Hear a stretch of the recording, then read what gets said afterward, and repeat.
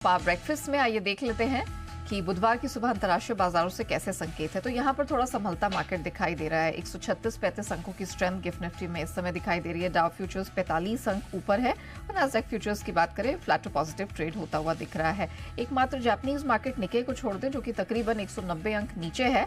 बाकी जितने मार्केट्स अभी खुल रहे हैं वो हरे निशान में खुलकर टिकने का प्रयास कर रहे हैं। कमोडिटी मार्केट में मिला जुला एक्शन रहा। कच्चा तेल तो प्रेशर में रहा।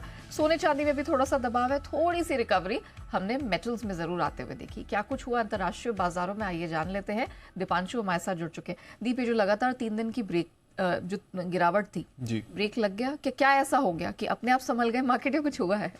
कुछ ज़्यादा नहीं हुआ, बट हाँ अपने आप संभल गए मार्केट। एक अच्छी बात है कि एक स्टेबिलिटी आ रही है। ओवर रिएक्शन हो गया था बाजार का जहाँ तक कैरी ट्रेड की अनवाइंडिंग का सवाल है। उसके बाद कल एक रिलीफ रैली आपको ज़रूर आती हुई दिखी। आज सुबह रिलेटिवली स्टेबल संकेत आपको आते हुए दिख रहे हैं। हमारा गिफ्ट निफ्टी 125 अंक ऊपर आपको दिख रहा है, बट वो रिपोर्टली जापान पर रखिए नज़र, जहाँ पर 12.5% की एक गिरावट हुई, उसके बाद 10.25% की एक रिकवरी हुई।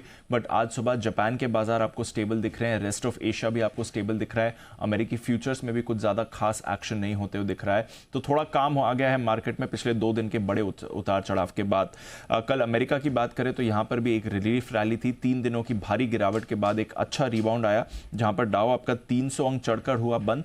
बट एक बात ध्यान रखेगी, हालांकि 300 अंकों का अच्छा रिबाउंड जरूर था डाउ में, बट दिन की ऊंचाई से 450 अंक नीचे भी हुआ है बंद। तो जो दिन की रेंज थी वो थोड़ी ज्यादा थी, ऊंचाई से 450 अंक नीचे, बट फिर भी एक 300 अंकों का हेल्दी रिबाउंड आपने डाउ में आते हुए देखा।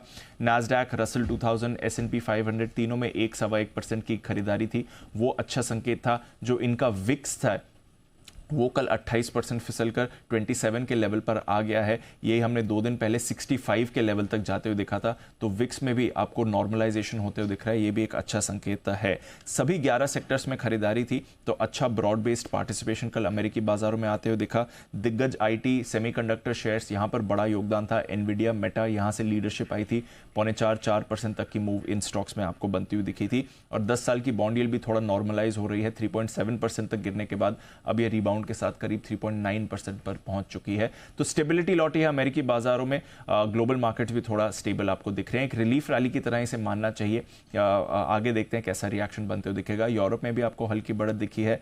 डॉलर इंडेक्स आपका 5 महीने के निचले स्तर से थोड़ी रिकवरी दिखा रहा है। कच्चा तेल हालांकि इस साल के निचले स्तर पर है, $76 पर आपको ब्रेंट दिख रहा है। सोने में दूसरे दिन बिकवाली थी। चांदी 3 महीने के निचले स्तर पर है, बट कल बेस मेटल्स में थोड़ा रिबाउंड आया है। बट नेट पिछले कुछ दिनों के मुकाबले आज सुबह के संकेत डेफिनेटली स्टेबल दिख रहे हैं। चलिए, तो कुछ स्थिरता के संकेत डेफिनेटली अंतर्राष्ट्रीय बाजारों से दिख रहे हैं। इसके